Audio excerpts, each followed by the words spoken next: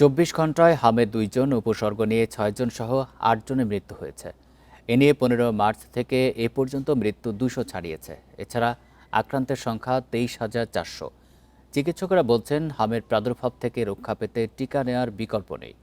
পাশাপাশি জনসমাগম এড়িয়ে চলারও পরামর্শ তাদের।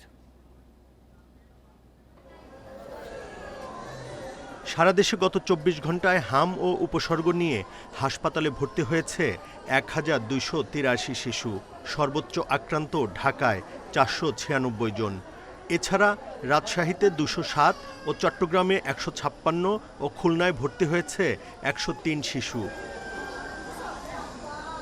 চিকিৎসকরা বলছেন, ৫ এপ্রিল থেকে দেশের ৩০ উপজেলায়, ১২ এপ্রিল থেকে ঢাকার ২ সিটিসহ ময়মনসিংহ ও বরিশাল সিটি কর্পোরেশনে চলছে টিকাদান।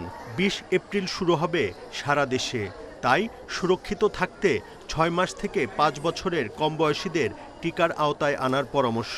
টিকা ছাড়া হামের আমি প্রতিরোধ করতে পারবো না, এটার বেসিক কথা। সব বাবা মাকে এটা বুঝতে হবে, টিকা দিতে হবে। যার রুটিন টিকা সরকার যখন দেয়, এরপরে তো ৯ মাস ১৫ মাসে দিবে।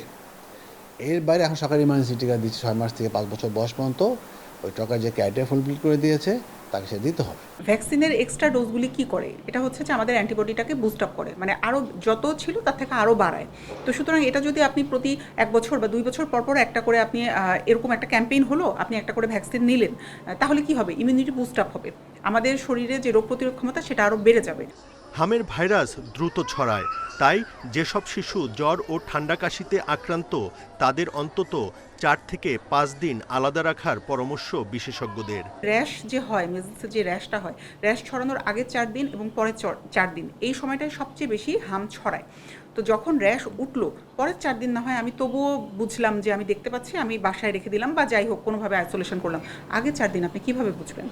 এটা তো বোঝার কোনো উপায় নাই, এবং দেখা যায় যে ম্যাক্সিমাম ছড়ানোটা ওই সময়ই ছড়ায় যায়। স্বাস্থ্য অধিদপ্তরের তথ্যমতে হামে ১৫ মার্চ থেকে এ পর্যন্ত ৩৪ জনের মৃত্যু হয়, আর উপসর্গ নিয়ে মারা গেছে ১৭২ শিশু। Buddhadeb Kundu, independent news, Dhaka.